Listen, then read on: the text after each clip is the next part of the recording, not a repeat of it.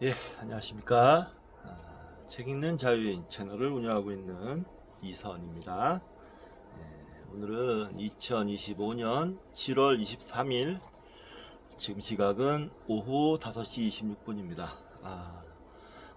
이제 비가 많이 내리고 나서 이제 무더위가 찾아왔습니다. 여기 제가 사는 경주도 기온이 지금 밖 기온이 34도 뭐 이래요. 굉장히 덥습니다. 덥고 어제 오늘 수요일인데 수요일 말씀을 안 드렸네요. 제가 월요일 화요일 일을 했는데 어제도 좀 더웠거든요. 더워서 그랬는지 어제 좀 일을 많이 하긴 했지만 대단히 좀 힘이 들었나 봐요. 잘 느끼지는 못했는데 크게 어제 갔다 와서 수영도 갔다 왔는데 네, 좀 힘이 들었던 것 같습니다.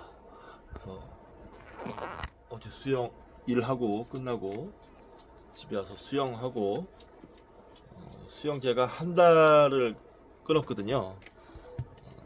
한 달 7만 원 하던데 수영하고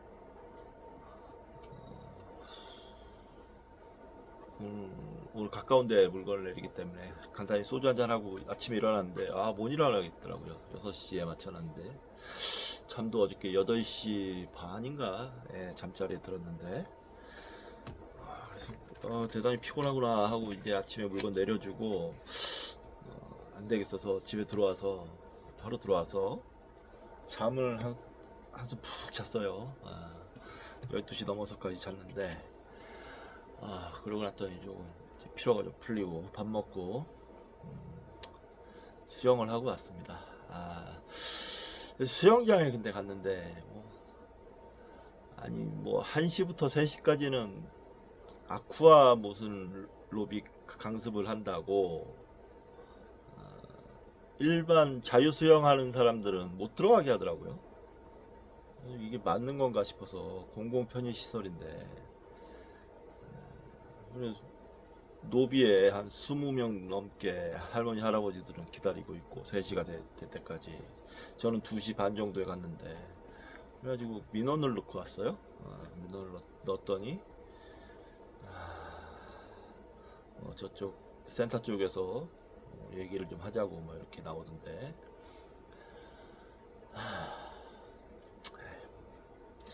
모르겠습니다. 제가 경상북도 대구 경북을 사람들을 너무 안 좋게 보고 있습니다. 지금 안 좋게 보고 있어서 좀 유심히 좀 관찰하고 있어요. 근데 확실히 대구 경북 사람들은 좀 이상합니다.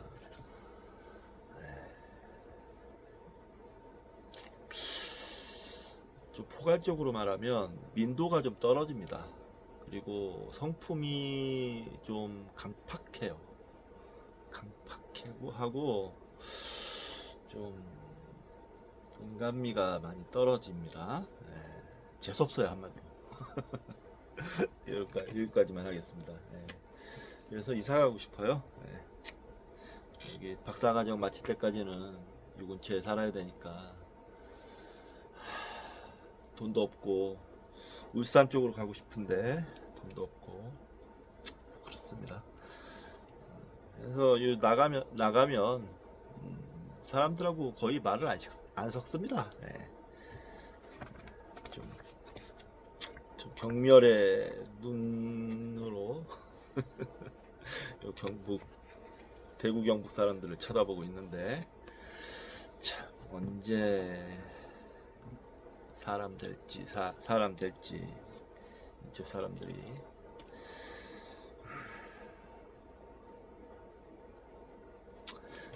뭐 그만하고 오늘 시간은 추계 시대 미디어북을 하겠는데요. 그 전에 또 책을 소개시켜 드리도록 하겠습니다. 예수님의 육성 도마복음 도올 김용호 선생님 책인데요. 도올 김용호 선생님의 도마복음은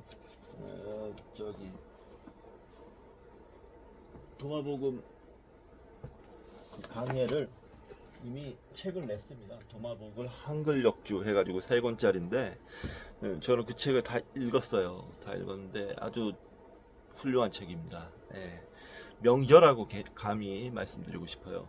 좋은 책이었고 읽으면서 그 이스라엘과 유대민족 그리고 예수 신약의 발생 기원 뭐 역사 이런 것도 좀 살펴봤고 굉장히 공부가 많이 됐는데 제가 지금 주제로 삼고 있는 것이 도마복음이다 보니까 불교와 도마복음을 비교 연구를 할 텐데 그래도 고민을 좀 했습니다. 이 책을 바로 살까 조금 헌책을 나올 때까지 기다릴까 하다가 쿠폰이 마침 또 2,000원짜리가 있어서 네, 샀습니다. 과감하게 27,000원인데 예. 책 좀 이제 좀 덜 사고 있죠 요즘에. 이제 책 살 책도 없어요. 책 살 책도 이제 안 보이더라고요. 눈에 띄지 않고 웬만한 거 다 산 것 같고. 그래서 이제 이렇게 많이 사다 놓은 책들이 저의 이제 컨텐츠가 되는 겁니다. 하나하나 정복해가면서 읽어 나가도록 하겠습니다. 비록 속도는 늦더라도 해 나가겠습니다. 이 책 도마복음 기대됩니다. 빨리 읽고 싶어요. 이 책을 읽으면서 이제 제가 본격적으로 아마 기독교에 관한 책도 읽게 될 텐데 제가 확실하게 기독교를 비판해 드리겠습니다.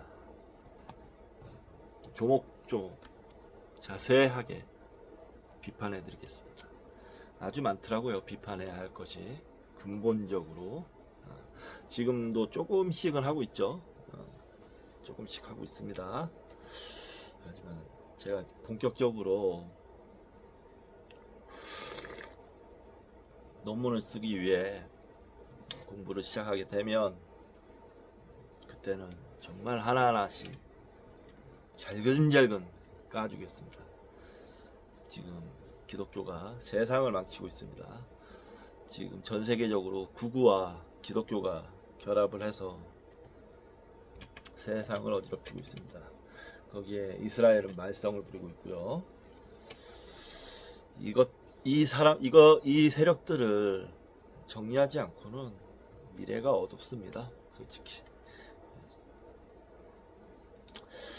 그렇게 생각하고요. 자, 454쪽 추구이 시대 묵가 급진적인 공감의 사상 이렇게 되어 있습니다. 자,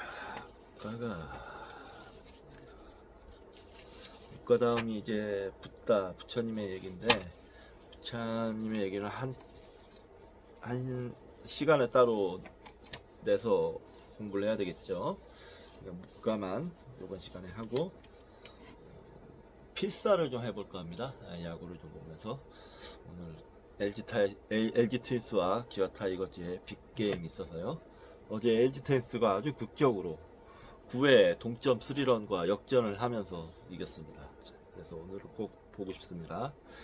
묵가 급진적인 공감의 사상. 공자의 죽음 직후 중국은 혼란스럽고 무시무시한 시대에 접어들었다. 역사가들은 이 시기를 정국시대라고 부른다. 이 시기는 중국 역사에서 결정적인 이행기였다. 기원전 453년 세 가문이 진의 제후에게 대항하여 일어나서 진의 영토에 한 위 조의 세 나라를 만들었다. 이로써 오랫동안 쇠퇴해 오던 주 왕조는 완전히 끝이 났다. 이제까지는 중국의 모든 통치자들이 주의 왕에게서 봉토를 받았다. 그러나 이 세 나라는 순수하게 군사적 힘으로 일어섰으며 주의 왕은 전혀 손을 쓸 수가 없었다. 이 순간부터 크고 강한 나라들이 중국의 독점적 지배를 위한 필사적인 투쟁에 들어갔다.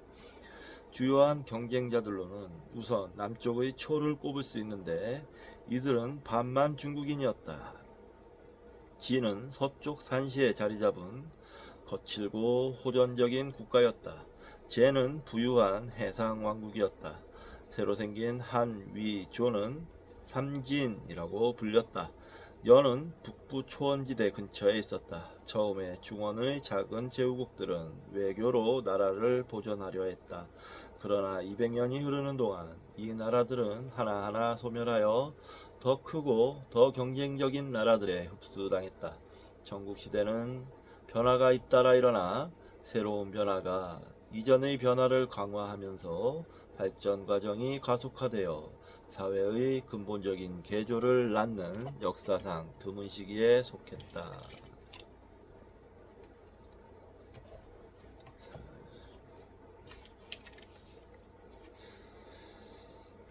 History of Chinese Civilization 이란 책에서 참고를 했네요. 마침내 기원전 221년에 진이 통일을 이루어 이런 투쟁이 끝이 났을 때 중국의 정치적, 종교적, 사회적, 경제적, 지적 생활은 완전히 달라졌다.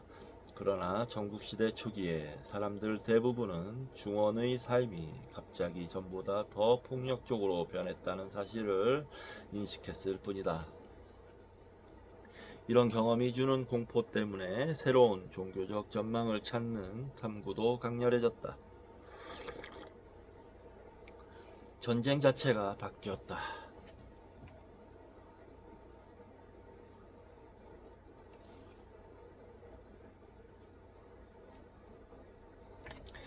전차를 몰던 예의 바른 전사들이 관용과 예의에서 누가 더 나은지 경쟁하던 제휴화된 대결은 이제 사라졌다. 궁극화된 나라들은 새로운 영토를 얻고 주민을 예속시키고 적을 쓸어내기 위해 싸웠다. 원정은 전보다 오래 지속되었으며 고향에서 더 먼 곳으로 나아갔다. 전투의 특징은 효율적인 살상이었다. 이를 위해서는 명령, 전략, 훈련된 부대, 풍부한 자원의 결합이 요구되었다. 이제 전쟁은 군사 전문가들이 지휘했다. 질서, 규율, 효과가 명예와 존엄보다 훨씬 더 중요했다. 옛날에는 여자, 아이, 부상병, 병자를 죽이는 것은 꿈도 꾸지 못했다. 이제 어떤 장군은 이렇게 말했다. 조금이라도 힘이 있는 사람은 설사 늙었다고 해도 우리의 적이다. 부상이 치명적이지 않은 사람에게 다시 부상을 입히는 일을 왜 삼가야 하는가? 좀 더 잔혹해졌네요.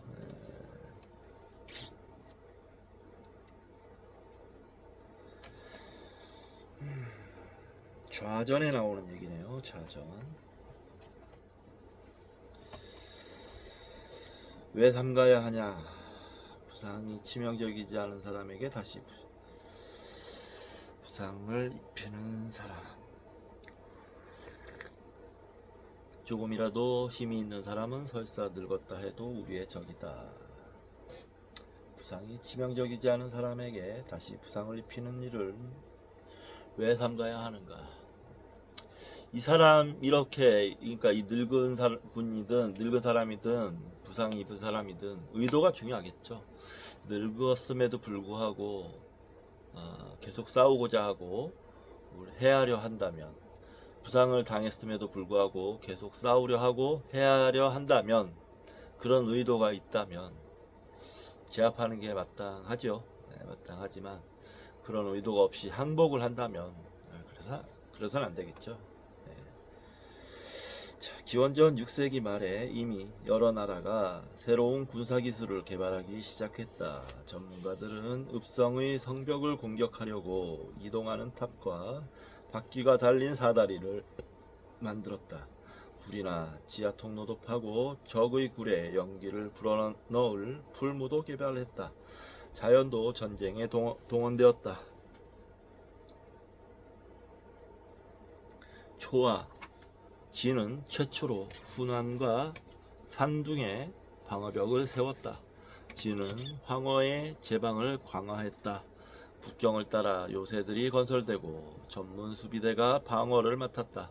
더 많은 땅에 배수가 이루어지고 값비싼 원정 자금을 댈 농업 생산을 늘리려고 처음으로 운하를 팠다.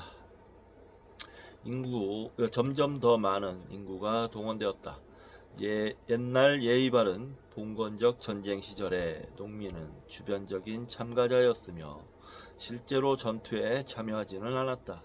그러나 이제 수십만 농민이 보병으로 징집되었으며 이들이 군대에서 가장 중요한 역할을 맡았다. 최초로 보병 부대를 사용한 나라는 이제는 소멸한 진이었다. 기원전 6세기 말 전차가 움직이기 힘든 산악지대에서 싸움이 벌어졌을 때의 일이다. 수로가 많은 습지를 영토로 가진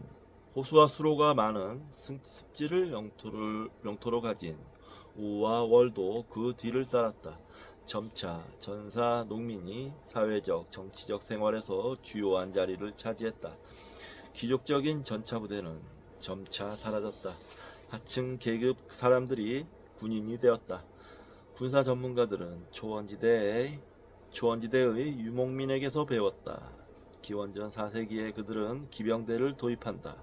기병대는 거추장스러운 전차 부대보다 훨씬 빨리 움직였으며 기습 공격으로 공동체 하나를 완전히 쓸어버릴 수도 있었다. 새로운 전사들은 유목의 무기도 사용했다. 검과 쇠뇌가 그것인데 쇠뇌는 예전의 뒤로 구부리는 활보다 더 정확하여 700에서 800m 거리에서도 사람을 죽일 수 있었다.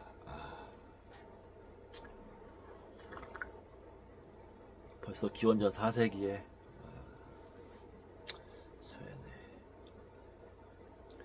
쇠뇌가 아마 고정식으로 돼가지고 위를 이렇게 당겨서 다 걸어 놓은 다음에 방아쇠를 당기는 그런 식인 걸로 알고 있어요. 700에서 800m 대단합니다.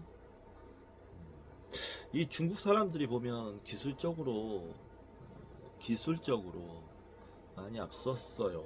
보면 풀무 같은 경우도 중국에서 나와서 금속 같은 것도 먼저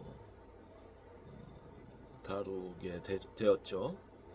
뭐 히타이트인들하고 비슷한 시기였다고 하는데 히타이트인이 좀 더 빨랐나? 아무튼 근데 히타이트인들은 그 쇠를 녹이는 방법이 그 계곡 같은데 바람이 아주 세게 불잖아요. 쇠를 녹이기 위해서는 많은 공기가 필요하잖아요. 그 바람이 세게 부는 그 계곡에서 불을 이용해서 쇠를 재련을 했다고 하더라고요. 근데 중국에서는 풀무로 밀 때 바람이 들어가고 땡길 때도 이렇게 바람이 들어가는 그런 풀무를 개발해서 쇠를 재련을 했죠. 호전적으로 팽창해가는 큰 나라의 왕들은 중용과 절제라는 이상을 내던졌다. 장례식은 다시 잔인하고 사치스러운 과시적 행사가 되었다. 어떤 왕은 딸과 함께 엄청난 부장품을 묻었고 무의들과 평민 집안 출신의 소년들을 희생 제물로 바쳤다. 순장을 했다는 뜻이죠. 순장.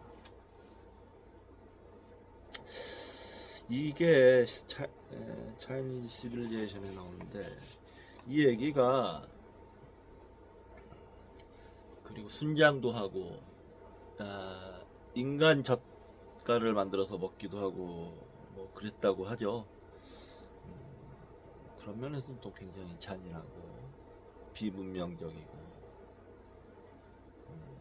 그런 전통이 오래 지속됐어요. 공자 시대 때도 뭐 그런 얘기가 있고 한간에는 공자도 인간 젓갈을 즐겨 먹었다라는 설인가요? 설인가 아무튼 설을 본 적이 있습니다. 정말 그랬다면 좀 충격적이죠. 공자 정도 되는 사람은 좀 깨어있는 사람이었다면 그런 흉악한 짓은 하지 않았을까 라는 생각이 드는데 그 전통의 힘에 상황의 힘 배웠잖아요. 우리 루시퍼 이펙트에서 그 상황의 힘에 갇혀서였을까요? 예, 넘어가겠습니다. 오른쪽에 전국시대 중국의 판도 기원전 453년에서 기원전 221년경 에서 주나라와 제후국 하면서 이제 쭉 주변에 나라들이 보이는데요. 초나라도 있고 진나라도 있고 위나라, 조나라, 연나라, 제나라, 가운데는 한나라, 노나라, 송나라도 조그맣게 위치가 되어 있고요. 제후국으로 되어 있네. 네, 넘어가겠습니다. 호전적으로 팽창해가는 큰 나라의 왕들은 중용과 절제라는 이상을 내던졌다. 했고요. 소년과 소녀들을 희생제물로 바쳤다. 순장. 새로운 통치자들은 화려하고 사치스럽게 집을 꾸몄으며 그곳에는 여자, 음악가, 무용수, 고개사, 광대, 검투사들이 가득했다. 원래 제2화된 궁정의 교섭에 관하여 제후나 봉신에게 조언을 하던 농객들은 교묘한 토론 기술을 개발하여 공적인 관계나 외교에 관해 충고를 했다. 궁핍한 떠돌이 사도, 선비사 또 일자리를 얻고 싶은 마음에 궁정 주위에 모여 자신의 재능을 과시했다. 그들 가운데 일부는 학자였다. 새로운 나라 위의 통치자 문후 기원전 446년에서 495년은 학문의 후원자가 되어 자신에게 의전과 윤리 문제를 조언해주는 학자 무리를 두었다. 이 왕들은 이제 자신의 경쟁자가 된 귀족을 믿지 않았으며 이런 현자들에게 조언을 구하는 일이 많아졌다. 문후가 거느린 사람 가운데에는 공자의 제자 자하도 있었다. 그러나 이 실용주의 시대의 통치자들은 공자를 너무 이상주의적이라고 생각했으며 점점 협객에게 의존하게 되었다. 이를 찾아 이동하는 군사 전문가들의 무리 또한 4계급의 다른 구성원들처럼 도시에서 발판을 잃고 일자리를 찾아 시골을 헤맸다. 그러나 전국시대의 협객 가운데 많은 수는 하층계급 출신이었다. 그들은 적절한 보상만 있으면 어느 부대에서라도 싸울 준비가 된 용병이었다. 좀 더 귀족적인 유생들과는 달리 그들은 호전적인 행동형 인간들이었다. 후기의 역사가에 따르면 그들의 말은 늘 진지하고 믿을만했으며 그들의 행동은 빠르고 과단성이 있었다.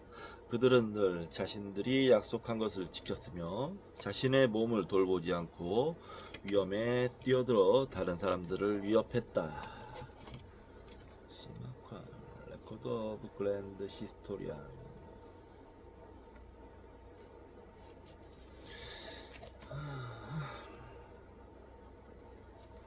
그러나 기원전 5세기 중반에 협객 가운데 한 명이 이런 호전성에 등을 돌리고 비폭력의 메시지를 설교했으니 그가 묵자 기원전 480년에서 390년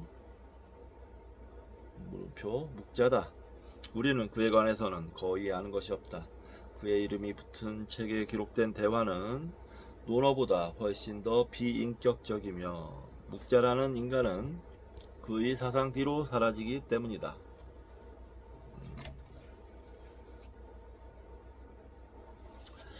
묵자는 180명으로 이루어진 엄격한 규율을 가진 공동체를 이끌었다.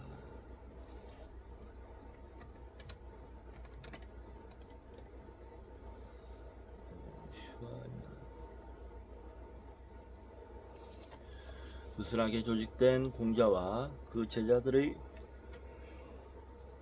무리와 달리 묵자의 무리는 종파와 비슷했다. 규칙이 엄격했으며 매우 평등주의적인 윤리를 추구했고 구성원들은 농민이나 장인처럼 검은 옷을 입었다. 묵과 협객들은 용병으로 싸우는 대신 전쟁을 막으려고 개입했으며 작고 약한 나라의 도시들을 방어했다.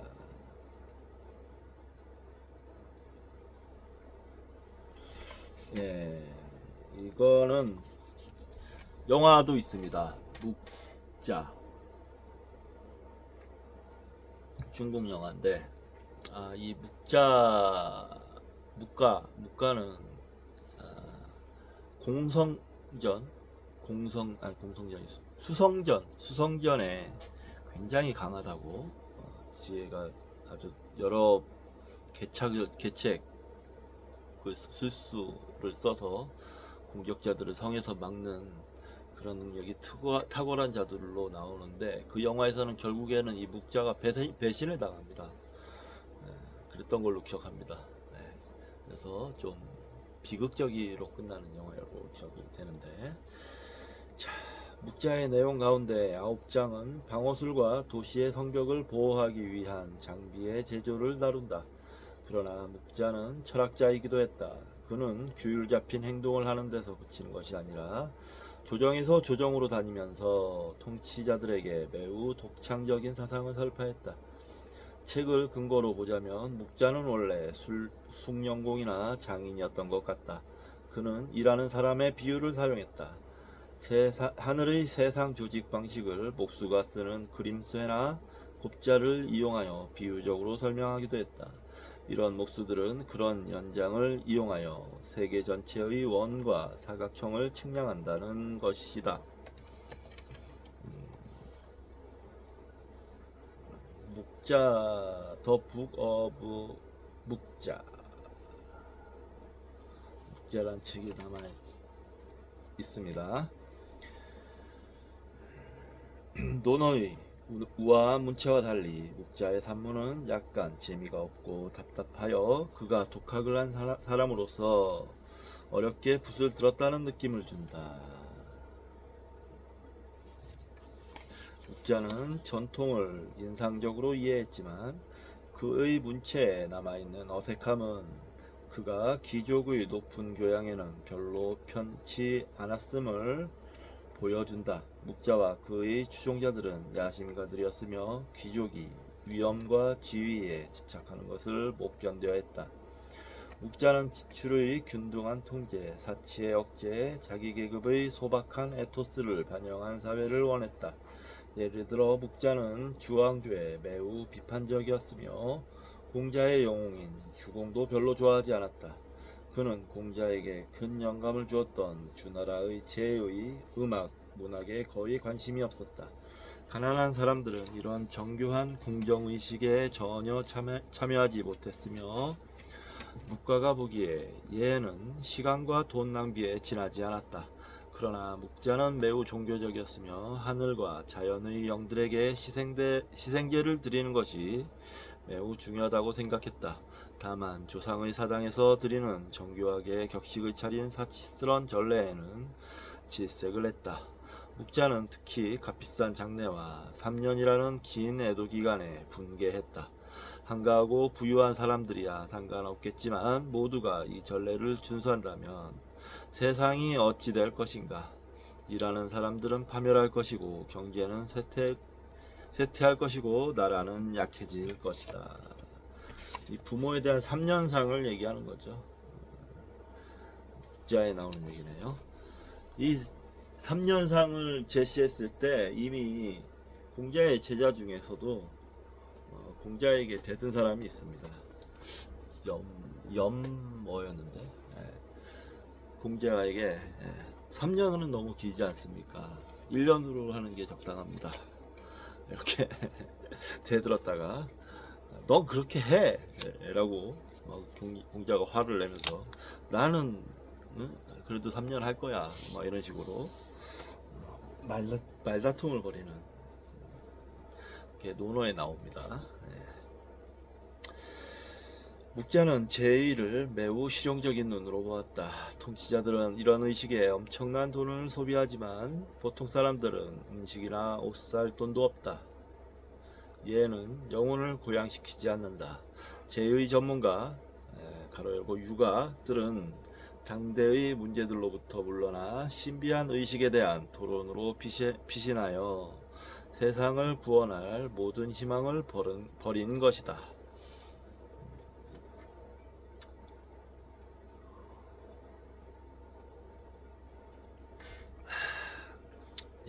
결과가 이제 공자가 죽고 나서 형식주의에 빠져들죠. 네. 예를 들어서 공자 닮은 제자를 증자였나요? 아무튼 공자를 닮았다는 이유로 교주로 모시고 그런 일이 벌어집니다. 공자가 죽은 지 얼마 지나지 않았지만 상황은 이미 급변했다. 앞으로 보겠지만 기원전 4세기와 3세기에 유가는 가난한 자들의 공경에 괴로워하며 사회개혁을 위해 지칠 줄 모르고 노력한다. 그러나 묵자의 시절에는 일부 제2 전문가들이 대평원의 급속한 변화에 충격을 받아 묵자가 묘사하는 대로 공적인 삶에서 물러났을지도 모른다. 그러나 묵자는 전쟁에 끌려나가 싸우고 강제 노역에 동원되고 중과세 때문에 궁핍해지는 농민들의 공경에 심한 괴로움을 느꼈다. 집, 옷, 안전이라는 그들의 기본적인 요구에 부응하는 것이 중요했다. 묵자는 혁명가가 아니었다. 그는 지배계급의 타도를 원치 않았다. 그러나 중국의 가치에 근본적인 수정이 필요하다고 확신했다. 묵자는 성군들은 생활의 기본 필수품으로 만족했다고 믿었다.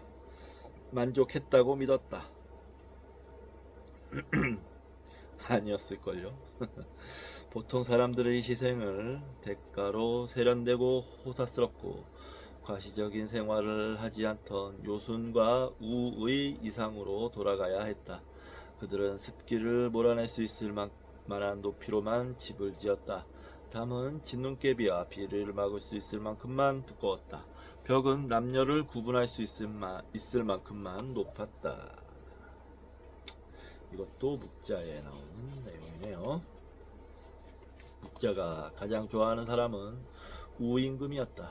우는 높은 지위와 많은 부에도 불구하고 물의 배급을 통제하고 홍수를 막는 기술을 개발하는 등 사람들의 이익을 위해 실용적인 일을 하는데 평생을 바쳤다. 묵자의 메시지는 공리적이고 실용적이었다. 그러면서도 유토피아의 꿈을 키웠다. 그는 사람들이 서로 미워하지 않고 사랑하도록 설득하는 것이 가능하다고 믿었다. 공자와 마찬가지로 그의 철학을 꿰는 하나의 실은 인이었다. 그러나 묵자는 공자가 이 자비의 윤리를 가족에 한정하는 바람에 왜곡이 생겼다고 믿었다.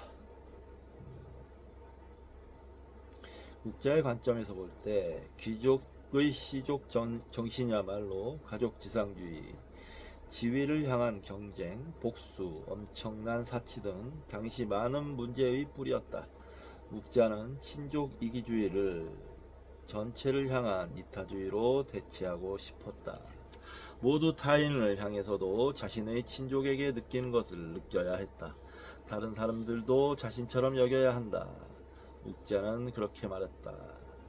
이 사랑은 모두를 포괄하고 아무도 배제하지 말아야 한다. 개혁은 통치자들로부터 나와야 했다. 끔찍한 전쟁에서 중국인이 서로 죽이는 것을 막는 유일한 길은 그들이 겸해를 실천하도록 설득하는 것이었다.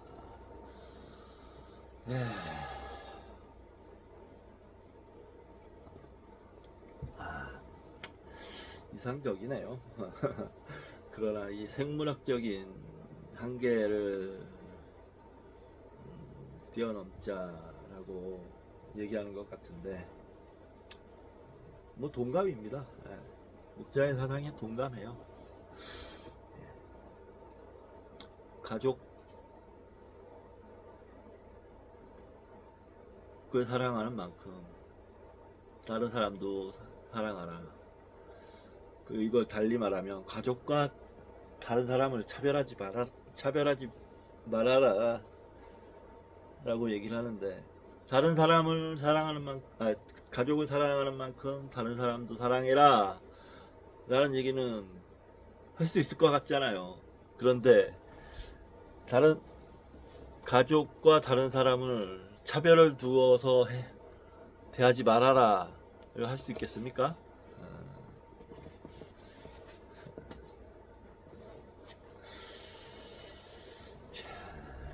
자, 어떻게 하면 우리가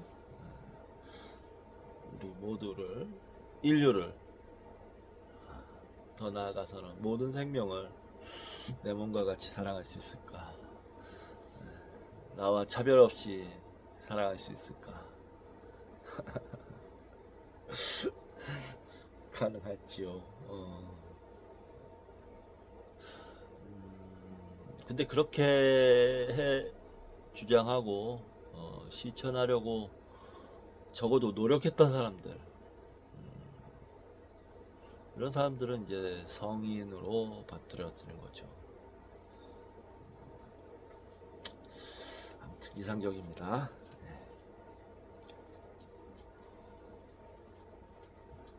재미는 없을 것 같아요. 가능하지도 않고. 근데 뭐 조금 더 얘기해 봅시다.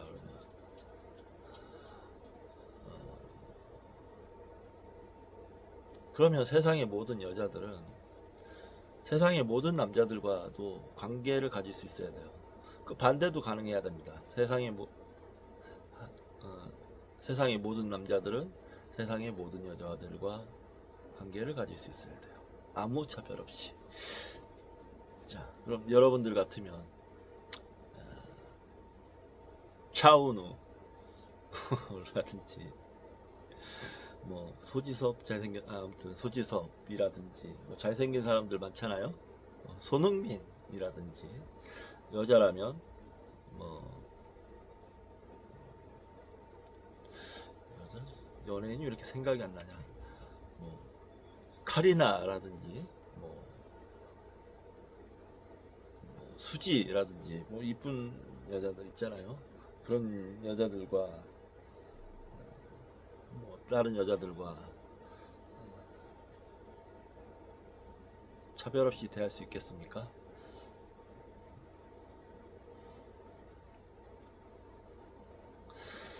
아무튼 불가능합니다. 개체로서 존재하는 한은 불가능합니다.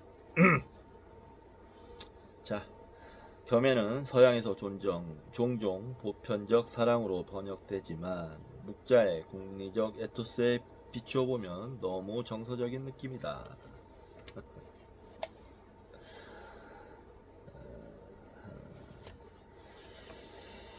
이 묵자를 공산주의자들은 좋아하겠네요.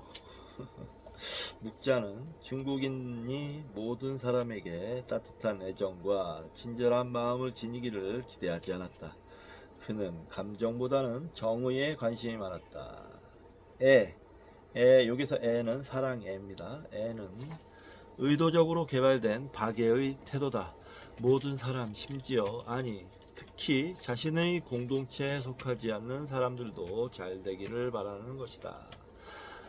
이게 힘든 것이, 우리는 이방인을 본능적으로 경계하게 되어 있습니다. 거부하거나.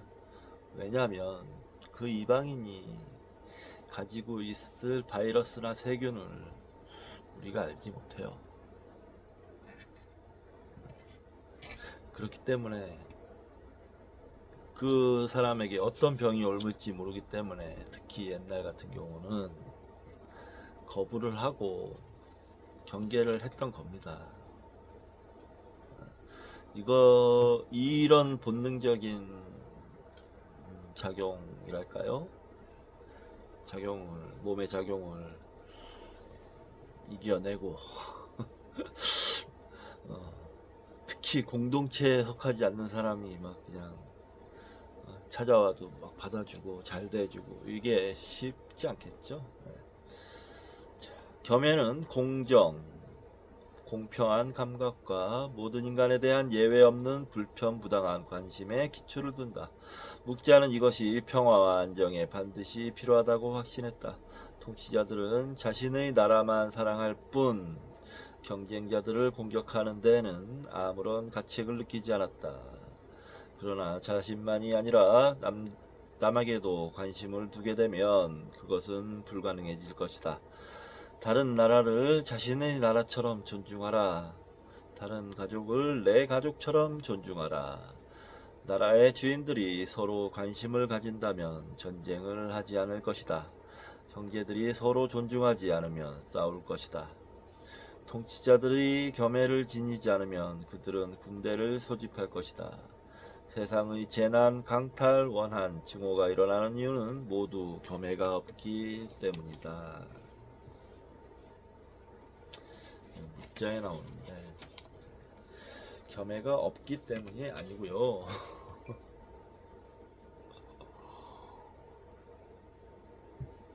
불교적으로 본다면 일체계고입니다. 일체계고. 세상은 그냥 고예요. 고. 거부할 수가 없어. 이 정의를 부정할 수가 없습니다. 부정할 수 있으신가요? 혹시 그러신 분 계신가요? 저는 아무리 찾아봐도 없더라고요. 세상은 고입니다. 그 고 안에서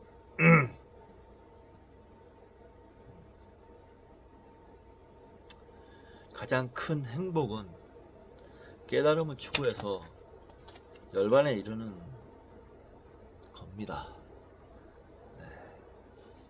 그렇게 보여요. 제가 보기에도. 아무리 뭐 외부에 안입이 설신의 외부에 쾌락을 얻는다 해도 그것도 정도 것이지, 너무 많은 그런 감각적 쾌락은 또 결국 고통이 되고 그렇습니다. 왜냐, 이 몸뚱아리를 지니고 있으니까요. 몸뚱아리의 한계를 가지고 있으니까요. 그렇습니다. 자, 공부합시다. 공부. 묵자의 황금률은 공자의 황금률보다 덜 우아하게 표현되었을지 모르지만 곧 더 급진적인 것으로 여겨진다. 묵자는 공자와는 달리 가족 안에서 다른 사람을 사랑하는 법을 배운다고 보지 않고 겸해, 즉 모두를 향한 관심이 자신의 가족이나 나라를 올바르게 사랑할 수 있게 해준다고 주장했다. 이런 거는 이제 또 전체주의와 만나겠죠. 네? 이런 사람들이 정권을 잡으면, 이런 사상을 갖고 있는 사람들이 정권을 가지면 아마 거대한 공동 타가소 같은 걸 만들 거예요. 네, 그러면서 모든 사람을 일률적으로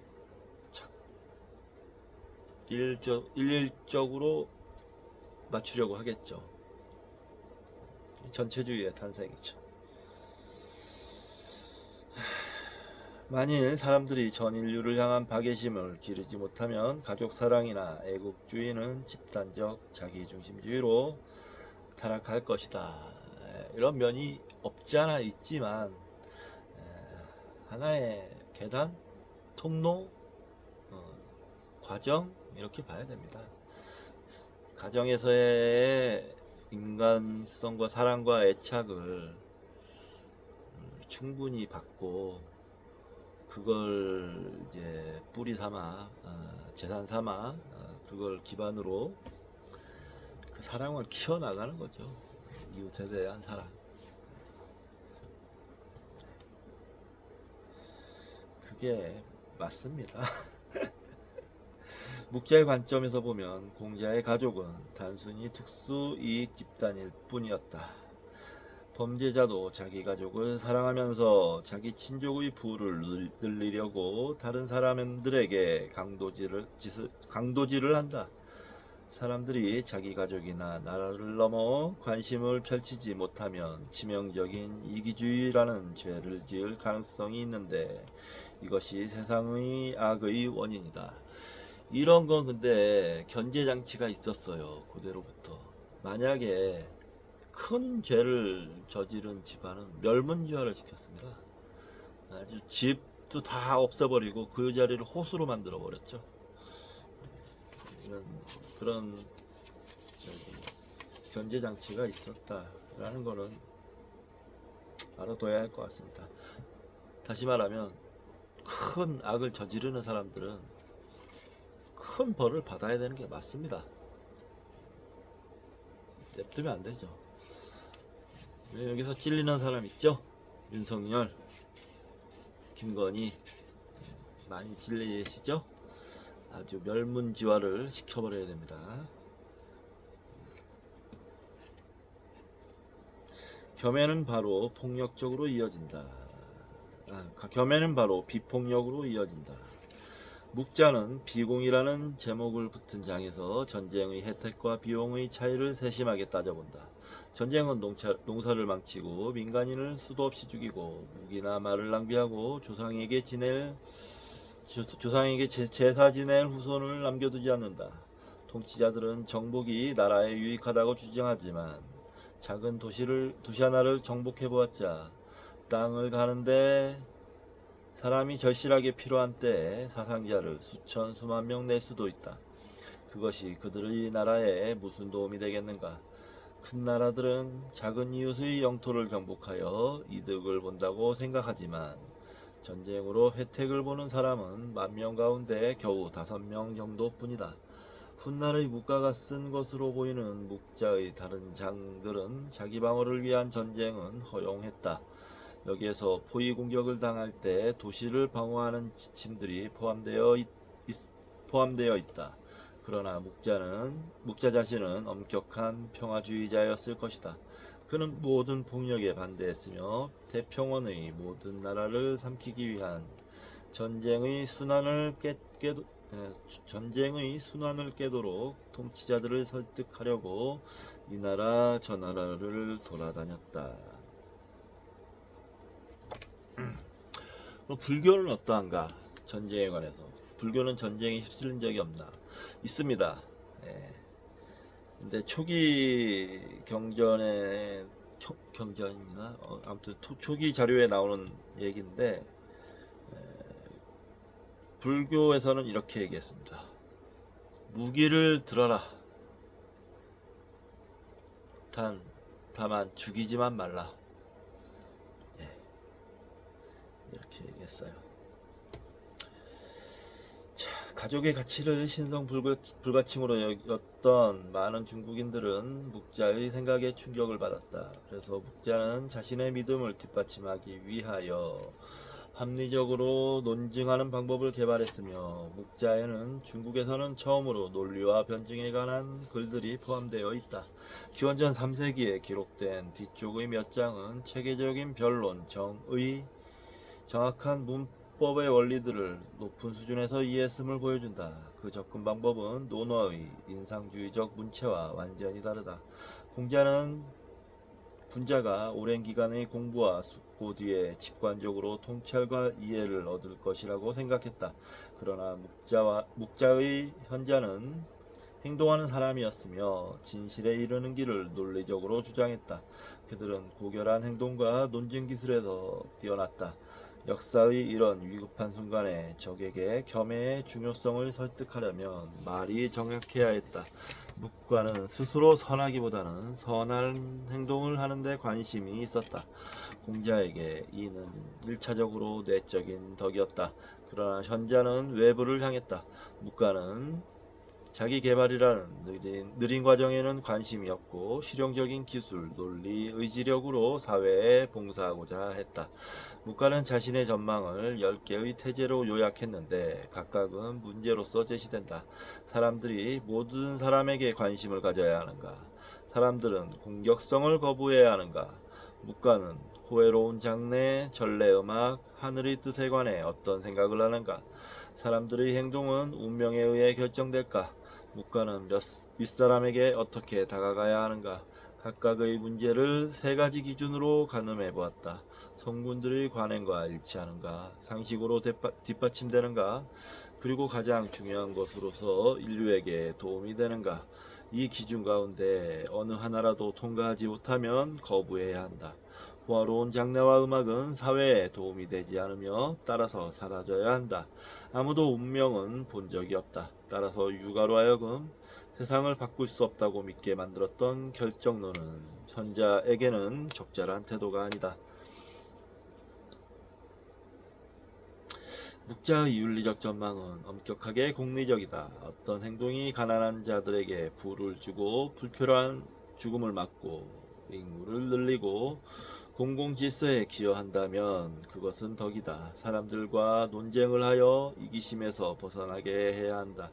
인간은 자기 중심성을 타고났다. 따라서 각자의 행복이 전적으로 인류 전체의 행복에 달려있고 공정하고 정의로운 모든 일을 향한 관심이 번영, 평화, 안정을 위해 필수적이라는 반박의 여지가 없는 주장으로 설득해야 한다.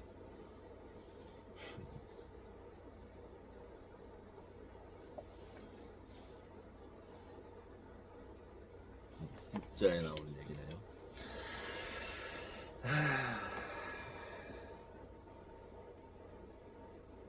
왜 이 말이 왜 일회성으로 들릴까요? 그냥 다 옳은 말인데 일회성으로 들려요. 그냥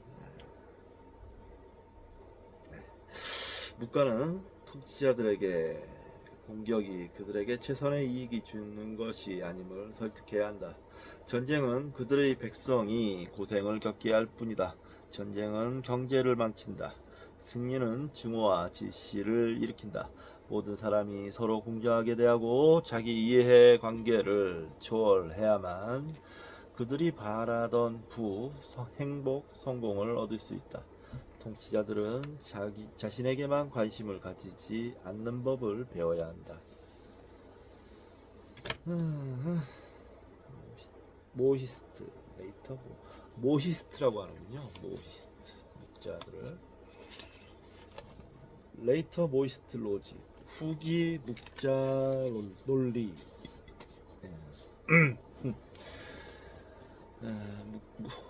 후기 묵가 논리라고 해야 되겠죠. 통치자들이 이기적이고 폭력적이면 하늘의 진노를 부를 수 있다. 하늘에 관해서 말하지 않는 쪽을 택한 공자와는 달리 묵자는 최고신인 하늘을 끌어들여 자신의 거의 모든 주장을 뒷받침했다. 하늘은 차별 없이 모든 인간을 사랑함으로 겸해의 본보기가 된다. 하늘은 모든 것을 끌어안으며 이기적이지 않다. 묵자는 그렇게 말한다. 인용입니다. 하늘은 넓고 사사로움이 없다. 은혜를 베풀면서도 덕이라 내세우지 않고 그 밝음은 영원하면서 쇠하지 않는다. 하늘은 사람들을 평등하게 사랑하고 평등하게 이롭게 해준다. 하늘은 남을 사랑하고 이롭게 하는 자는 반드시 복을 내리고 남을 미워하고 해치는 자는 반드시 재앙을 내린다.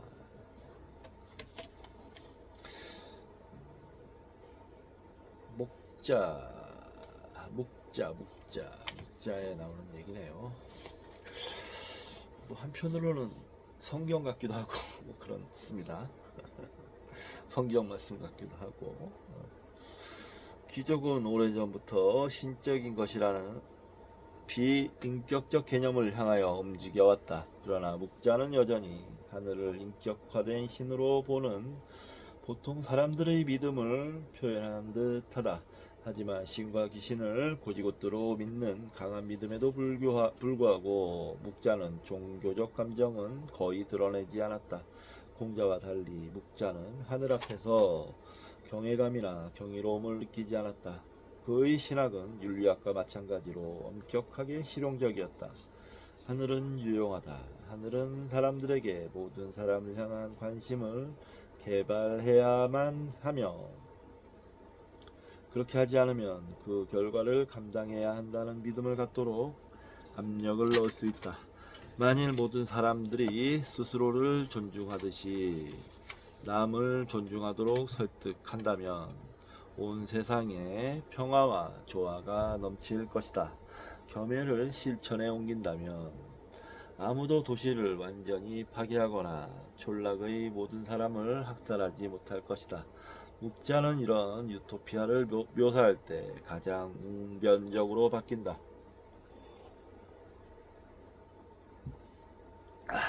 인용입니다. 지금 우리가 장차 천하의 이로움을 일으키고 그것을 옳게 취하려면 오직 평등하게 아우르는 길만이 바른 길이다.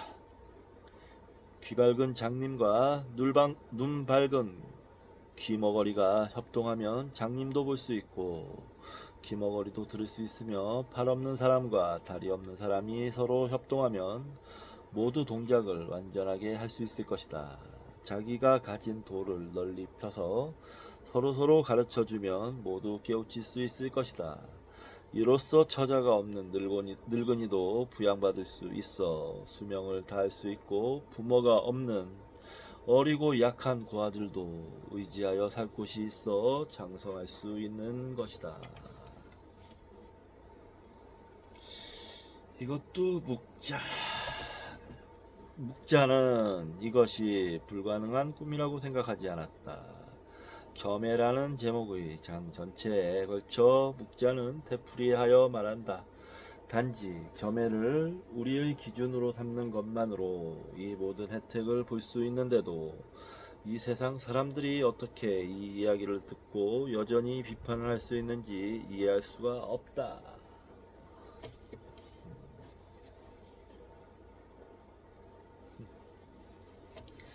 성군들은 보편적인 이타주의에 기초하여 태평성대를 이루었다. 그 이상은 과거에 실현된 적이 있으므로 다시 실현될 수 있다. 세상을 바꾸는 것은 진실로 가능하다. 묵자는 그렇게 주장했다. 현자들은 나서서 이 일에 도전해야 한다. 전국시대의 묵자는 전반적으로 공자보다 더 숭배받았다. 자신이 살던 시대의 공포와 폭력에 관해 직접 발언했기 때문이다. 묵자는 중국 전체가 전쟁에 동원되는 것을 지켜보면서 인간들이 곧 지상에서 사라질 것 같은 느낌을 받았다. 인간들이 이기심과 탐욕을 억제하지 않으면 서로 파괴할 것 같았다. 그들이 살아남는 유일한 길은 감정적인 동일시가 아니라 적이라도 나와 똑같은 요구, 욕망, 공포를 갖고 있을 수 있다는 이성적이고 실용적인 이해에 기초한 가없는 공감을 개발하는 것이었다. 묵자에 대해서는 알겠네요. 무슨 말씀하시는지 잘 들었습니다. 이상적이었네요, 굉장히. 이제 저는 여기서 자세를 좀 바로 잡고 이번 시간 마치도록 하겠습니다. 자, 조금 쉬었다가 미디어부 필사, 되승기 씨는 필사를 하도록 하겠습니다.